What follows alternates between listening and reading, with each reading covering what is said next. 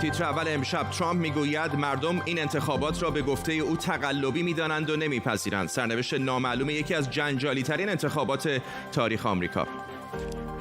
هر جا ببینیم شرایط برای لغو تحریم آماده است، از فرصت استفاده می‌کنیم. واکنش روحانی به انتخابات ریاست جمهوری آمریکا همزمان با سفر وزیر خارجه آمریکا به خاورمیانه و شروع دور تازه مذاکرات لبنان و اسرائیل بر سر اختلافات مرزی دریایی. به تیتر اول خوش آمدید.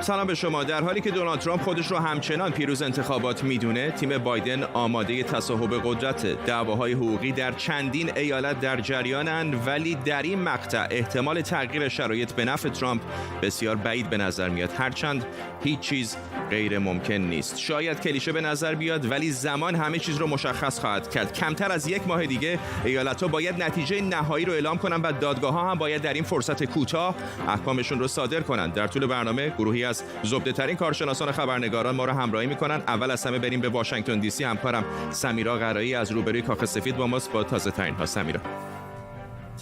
فرداد آقای ترامپ همچنان هیچ نشانه‌ای بروز نمیده از اینکه پذیرفته شکست در انتخابات رو همچنان در پی پرونده‌های حقوقی و قضایی است که آغاز کرده. امروز در آمریکا روز کهنه سربازان هست. آقای ترامپ بعد از چند روز غیبت عمومی در آرلینگتون، در قبرستان معروفی که برای سربازان آمریکایی هست در ایالت ویرجینیا، همراه با ملانیا بانوی اول آمریکا حاضر شد. آقای بایدن هم برنامه‌ای داره برای این روز، البته در فیلادلفیا اون رو برگزار خواهد کرد. به نظر نمیرسه که آقای ترامپ تصمیم داشته باشه که به این راحتی بپذیره که آقای بایدن رئیس جمهور منتخب هست. همچنان پیگیر پرونده هاست. اما نکته مهم این است که در صحبت‌های آقای پومپئو وزیر خارجه آمریکا هم روز گذشته مشاهده شد که ظاهراً دولت ترامپ تا روز 20 ژانویه همچنان خودش رو یک دولت و یک رئیس جمهور میدونه و قبول نداره که کس دیگری بخواد تصمیم گیری انجام بده. آقای پومپئو روز گذشته اعلام کرد که تا آن زمان آمریکا یک رئیس جمهور و یک دولت خواهد داشت. فرداد. ممنونم از تو سمیرا قرایی، خبرنگار ما در واشنگتن. خبری فوری داریم. لحظاتی پیش آژانس بین‌المللی انرژی اتمی گزارشی در مورد فعالیت‌های اتمی ایران منتشر کرده. در این گزارش آمده که ایران همچنان برخلاف توافق هسته‌ای داره عمل میکنه و بخشای کلیدی از این توافق از جمله حجم غنیسازی و میزان ذخایر اورانیومش فراتر از توافق هسته‌ای هست. همکارم احمد صمدی از برلین به ما پیوسته. احمد، میدونم که این گزارش رو که لحظاتی پیش منتشر شده مطالعه کردی، نکات کلیدیش چیه؟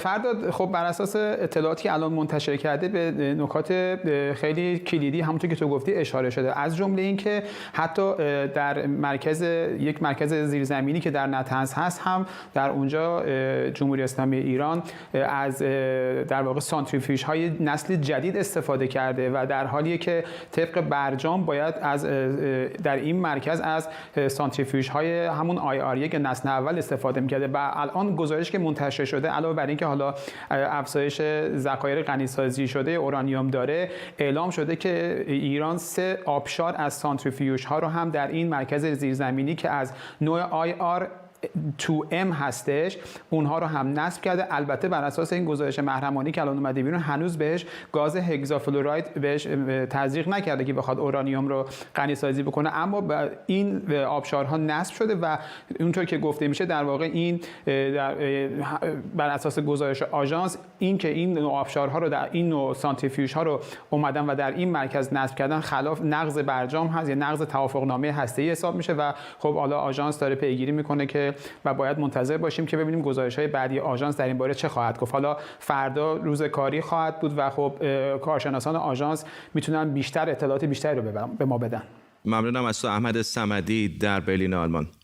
برگردیم به موضوع انتخابات آمریکا که البته بی ربط هم نیست با همین بحث برجام و توافق هسته‌ای. مدتی بعد از ریاست جمهوری ترامپ در اردیبهشت 1397 با امضای فرمان اجرایی خروج آمریکا از توافق هسته‌ای با ایران موسوم به برجام رو اعلام کرد.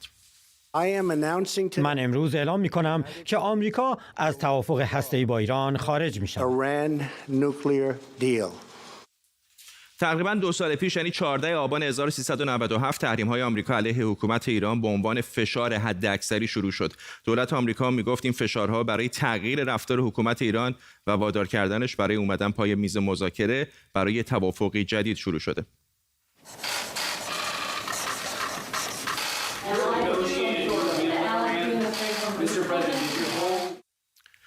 تحریم‌های آمریکا علیه حکومت ایران تا امروز هم گسترش پیدا کرده و هر چند وقت یک بار شاهد تحریم‌های تازه‌ای هستیم. اما محور اصلی و اولیه تحریم‌ها منع تجارت با ایران بود که اقتصاد ایران رو به سراشیبی سقوط کشوند و باعث گسترش اعتراضات شد که اوج اون در آبان ماه سال پیش بود.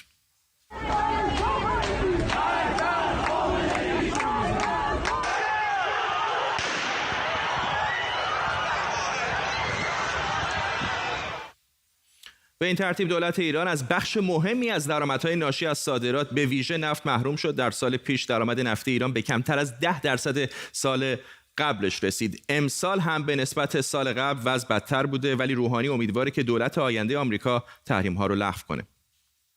البته ما هر کجا ببینیم که شرایط برای لغو تحریم آماده است از این فرصت استفاده خواهیم کرد.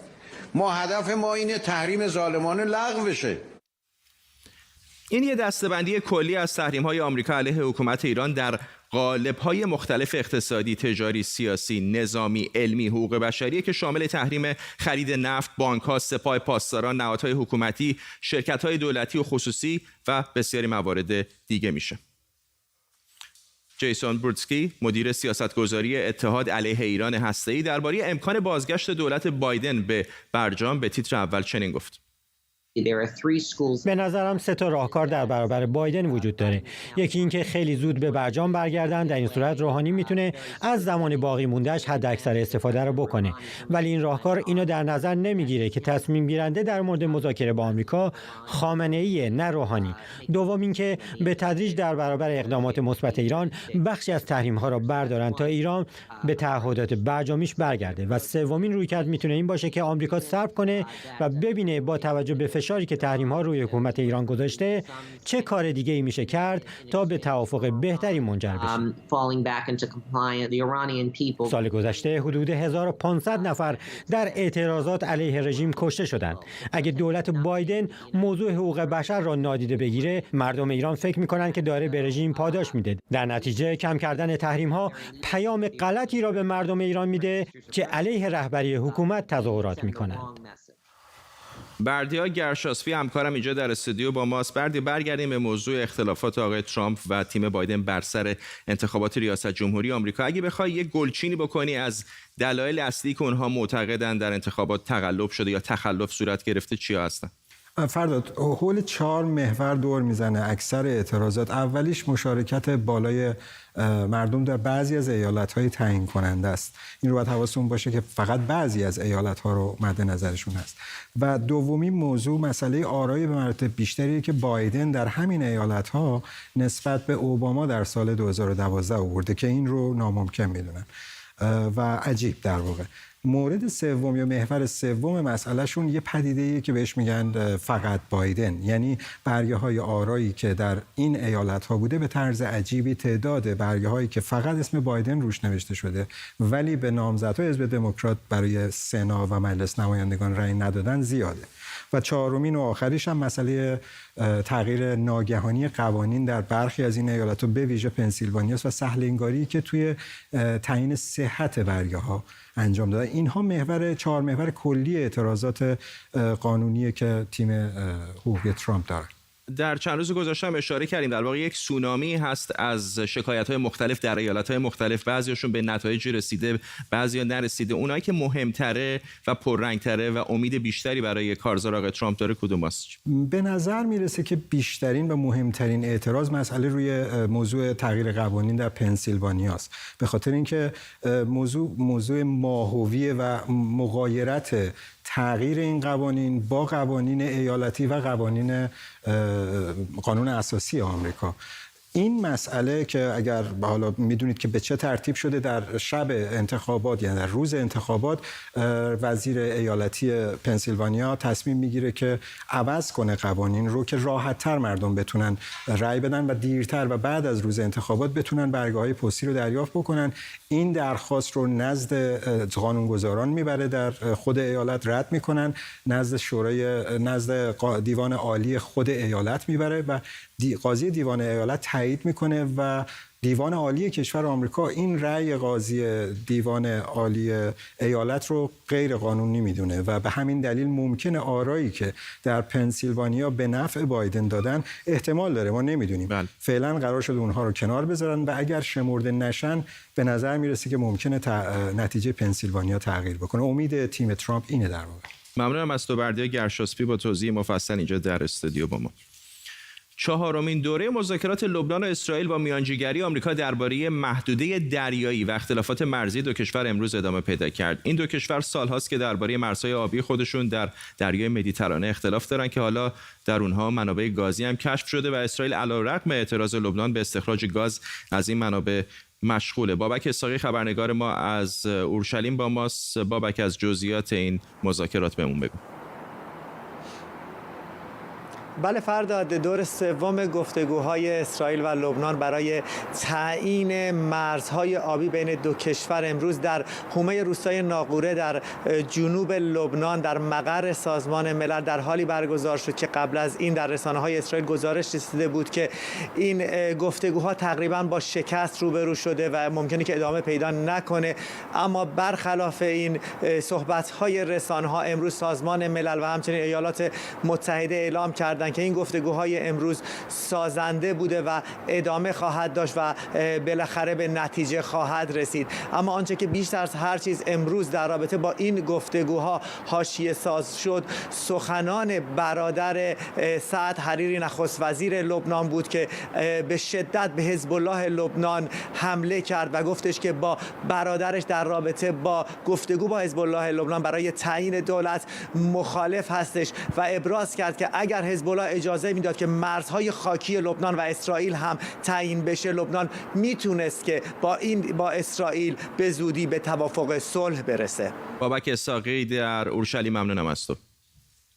علی سعدزاده تحلیلگر مسائل خاورمیانه هم از فرانکفورت به ما پیوسته. آقای سعدزاده، لبنانی‌ها مصر هستند که این مذاکرات صرفاً و فقط در مورد اختلافات دریایی هست، اما شکی نیست که به هر حال وقتی دارن مذاکره میکنن گوشه چشمی هم دارن به اتفاقاتی که در این اواخر افتاده، از جمله توافق صلح امارات متحده عربی و بحرین با اسرائیل. کاملا درسته. اصلا آمریکایی‌ها 3 سال روی این مسئله کار کردن. یعنی در حقیقت در موازات با همون کارهایی رو که انجام دادن که امارات و بحرین با اسرائیل نزدیک بشن، در موازات همون کارها همین مسئله لبنان رو و این مذاکرات لبنان و اسرائیل رو پی گرفتن. این دوتا برای آمریکایی ها، این دوتا مسئله، یعنی مسئله لبنان و اسرائیل و مسئله بحرین و امارات با اسرائیل، در حقیقت یک برنامه بوده برای آمریکایی. به همین علت هم شما الان خبرنگارتون گفت که آمریکایی ها موفقیت آمیز شمردن، چون برای آمریکایی خیلی مهمه. امروز دیپلمات‌های آمریکایی هم توی این مذاکرات بین لبنان و اسرائیل حضور داشتن. آمریکا میخواد که لااقل تا الان به اصطلاح دولت ترامپ میخواد که این ادامه پیدا کنه که لبنانی‌ها و اسرائیلی‌ها بر سر این منابع گازی که در دریای مدیترانه مشترک هست بین اسرائیل و لبنان به توافق برسن و شاید از طریق این توافق بشود به یک مسائل سیاسی بعدی هم رسید. به همین علت هست که ارزیابی طرفین هم متفاوته. لااقل در زبان لبنانی‌ها میگن ما فقط مسئله گاز و مسئله مناطق مرزی برامون مهمه. اسرائیل هم سعی میکنه مسئله سمبولیک این داستان رو پایین بیاره، ولی آمریکایی ها و سازمان ملل سعی دارن که سطح به اصطلاح اهمیت این مذاکرات رو بالا ببرن. من فکر میکنم که اگر موفق بشن سطحش بالا خواهد رفت و اسرائیل و لبنان وارد یک جریان دیگری میشن، چون به هر حال بخشی حتی از نیروهای شیعی هم موافق این مذاکرات هستن، به خصوص آقای نبی بری رئیس پارلمان لبنان. از فرانکفورت آلمان، علی سعدزاده تحلیلگر مسائل خاورمیانه، ممنونم از شما. بعد از اعلام حمایت اخیر علی خامنه‌ای از دولت حسن روحانی در برابر انتقادات تند تعدادی از نمایندگان مجلس، حالا حسین علی امیری معاون پارلمانی رئیس جمهوری اعلام کرده که دولت علیه تعدادی از این نمایندگان در مورد اظهاراتشون علیه حسن روحانی شکایت قضایی کرده. امیری گفته که نماینده‌ها میتونن در کلیه امور کشور اظهار نظر کنن، اما انتقادات این نمایندگان مجلس رو مصداق اهانت، نشر اکاذیب و افترا دونسته.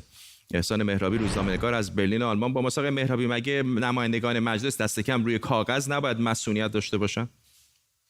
شکایت دولت مشخص نیست که مربوط به چه مواردی هست، اما ممکنه که بخشی از اون مربوط به اظهارات نمایندگانی باشه که مدعی شده بودن دولت بیش از 100 میلیارد تومان از بودجه کرونا را به یک دانشکده در دانشگاه شهید بهشتی اختصاص داده که در ازای اون هم اون دانشکده دختر حسن روحانی را به عضویت هیئت علمی در بیاره.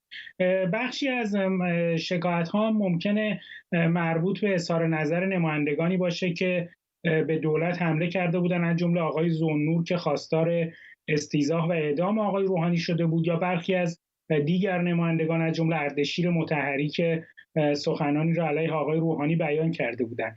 موضوع مسئولیت پارلمانی نمایندگان هم به هر حال اگرچه در قانون تصریح شده، اما در هر دوره قوه قضاییه و دولت تفسیرهای مختلف خودشون رو داشتن و قوه قضاییه عملاً این مسئولیت پارلمانی رو به رسمیت نمیشناسه و تعدادی از نمایندگان را تحت تعقیب قرار داده در دوره‌های مختلف، شاید بیش از 20 نماینده را.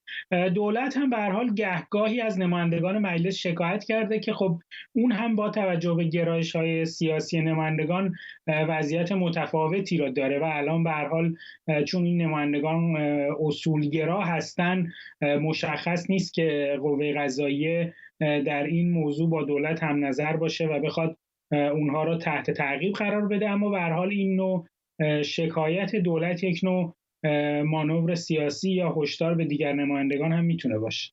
ممنونم از شما احسان مهرابی، خبرنگار از برلین آلمان. با ما. درست یک روز بعد از اینکه شرکت فایزر از مؤثر بودن 90% واکسن کرونای ساخت خودش خبر داد، روسیه اعلام کرده که موفق به ساخت واکسن کرونایی شده که در 92% موارد مؤثره. اسپوتنیک وی سومین واکسن ساخت روسیه است که بر روی 40,000 داوطلب تست شده و پوتین هم گفته که تمام واکسن‌های ساخت روسیه مؤثرن. این در حالی که اتحادیه اروپا برای دریافت 300 میلیون دوز واکسن با شرکت فایزر و بایونتک به توافق رسیدند. مصدق پارسا، خبرنگار ما از مسکو، با ماست با جزئیات بیشتر در مورد این واکسن روسی. مصدق. امروز آخرین مرحله آزمایش‌های بالینی واکسن اسپوتنیک وی که به همون مرحله آزمایش‌های بعد از ثبت واکسن هست انجام شد و بر اساس اطلاعاتی که بنیاد سرمایه‌گذاری مستقیم روسیه منتشر کرده در 92% موارد موثریتش ثابت شده. گفته شده که 16,000 تن از 40,000 تنی که به صورت داوطلبانه در آزمایش این واکسن شرکت کرده بودند، این واکسن را در 2 دوز دریافت کردند و موثریتش به اثبات رسیده. همین موضوع سبب شد تا وزارت بهداشت و درمان روسیه شخص وزیر اعلام بکنه که حالا با ثابت شدن موثریت واکسن اسپوتنیک وی که نخستین واکسن ساخت روسیه است، پروسه واکسیناسیون سراسری در کشور میتونه آغاز بشه و به نظر میرسه که روسیه آنچنانی که خود دولتش مدعی است این توانایی رو داره تا شهروندان خودش را در برابر بیماری کووید 19 و گسترش ویروس کرونا با این واکسن مصون بسازه. ولادیمیر پوتین هم به سران کشورهای شانگهای گفت که به واکسن هایی که در کشورش ساخته میشه اطمینان کامل داره و اینها موثریت کامل دارن. بنیاد سرمایه‌گذاری مستقیم روسیه که حمایت از ساخت این واکسن را بر عهده داره گفته که تا کنون حدود 1 میلیارد دوز این واکسن را سفارش گرفته روسیه، اما روسیه در کنار دیگر کشورهایی که کمک میکنند در تولید واکسن اسپوتنیک وی در یک سال توانایی تولید 500 میلیون دوز را دارند. یعنی سفارش هایی که از بیش از 20 کشور دنیا گفته میشه برای روسیه آمده به خاطر خرید این واکسن در حقیقت 2 برابر دوزهایی است که این کشورها میتونن تولید بکنن. روسیه همچنان گفته که آماده است اسناد و مدارکی که در مورد نتایج آزمایش‌های واکسن اسپوتنیک بی است با دیگر کشورها به اشتراک بگذاره و گفته که در کنار روسیه در 4 کشور دیگر هم پروسه آزمایش‌های بالینی پیش رفته. مصدق پارسا در مسکو، ممنونم از تو. شهرام کردستی، استاد و مدیر گروه ایمنی شناسی سرطان دانشگاه کینگز کالج از لندن با ما. آقای کردستی، اطلاعات زیادی به نظر نمیاد که در مورد این واکسن دست کم در دست عموم باشه. روسیه یک سری واکسنی رو مدعی هستش که تولید کرده، فایزر الان بحث واکسن جدیدش رو مطرح کرده. برای من کاربری که میخوام مصرف کننده نهایی این واکسن ها باشم، چطوری میتونم اطلاعات پیدا بکنم که کدومشون امن‌تره، کدومشون موثرتره؟ ببینید، همونطور که شما گفتید اطلاعات خیلی کمی ما داریم.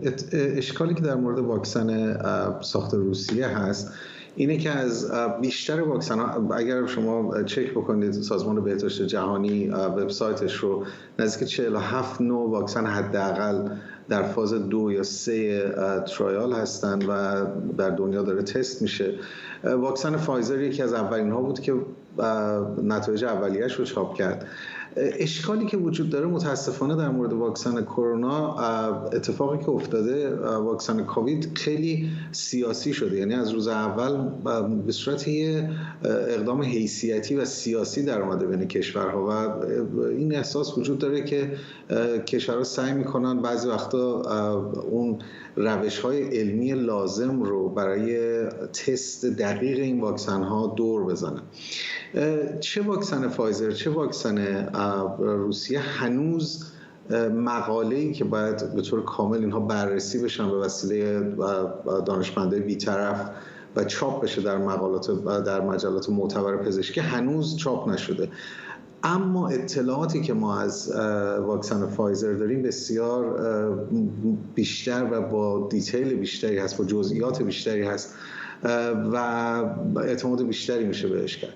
در مورد واکسن روسیه فعلا اطلاعات به اندازه کافی نداریم. باید منتظر موند اینها بررسی بشه اطلاعاتش. آیا واقعا اون قدم‌هایی رو که سازمان بهداشت جهانی توصیه میکنه برای هر گونه واکسن یا هر گونه دارویی که وارد بشه به بازار مصرف اینها رعایت کردن یا خیر؟ اینها سوالاتی هست که ما جوابش رو هنوز نمیدونیم. به گمانم یک دغدغه هم برای شرکت‌های تولید دارو این هستش که به هر حال این بحث الان وجود داره که آیا این واکسن اگر تولید بشه در نهایت آیا باید جنریک باشه، همه دنیا بتونن ازش استفاده کنن، یا باید تجاری باشه و این شرکت‌ها بتونن ازش سود ببرن؟ فکر نمی‌کنید شاید بخشی از این کمبود اطلاعات به خاطر این نگرانی است که شرکت‌ها فکر می‌کنن اگر اطلاعات بیشتری منتشر بکنن ممکنه دیگران هم کپی بکنن در واقع؟ تا حدی ممکنه این باشه. در مورد واکسن روسیه متاسفانه گفتم اطلاعات کافی وجود نداره. اما یه مشکل دیگه هم که هست، بحث‌های مطرحه که ممکنه این از طریق هک کردن اطلاعات سایر شرکت‌ها اصلا به دست اومده باشه.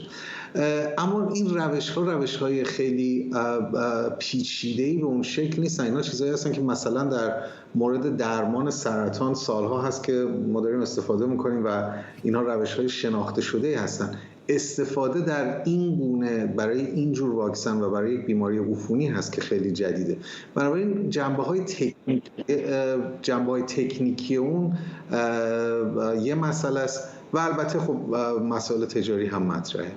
ممنونم از شما. شهرام کردستی، استاد و مدیر گروه ایمنی شناسی سرطان دانشگاه کینگز کالج از لندن با ما. خب میرسیم به پایان تیتر اول امشب. 4 ماه و 1 هفته است که مهمان شما بودیم، از اینکه هر شب نیم ساعت از وقت گرانبهاتون رو به ما میدید، از استقبالی که کردید، از پیام‌هایی که میفرستید و البته از انتقاداتتون بی نهایت ممنونم. همونطور که در روز اول برنامه قول دادیم، قصد ما اینجا این نیستش که با ترفند نظر خودمون رو به اسم خبر به شما بفروشیم. البته که بی اشکال نیستیم، فقط میتونیم سعی کنیم که اشکالاتمون رو کم کنیم. الان انتخابات آمریکا بحث داغیه و میدونم که خیلی هاتون طرفدار یا مخالف ترامپ هستید. میدونم که آقای ترامپ چهره جنجالیه و میدونم که بیشتر رسانه‌ها روابط خوبی باهاش ندارن، خودش هم همینطوره. اما باور کنید برای من واقعا هیچ فرقی نمیکنه که کدومشون در قدرت باشن. امروز انتخابات آمریکاست، فردا میتونه یک موضوع دیگه باشه. ولی اینو بهتون قول میدم مثل همیشه تنها چیزی که برای ما مهمه اینجا اطلاع رسانی و حقیقته. اینا رو گفتم چون تیم تیتر اول برای 2 هفته‌ای به مرخصی میره. 8 آذر با انرژی بیشتر و موضوعات داغ‌تر برمیگردیم. تا موقع بدرود.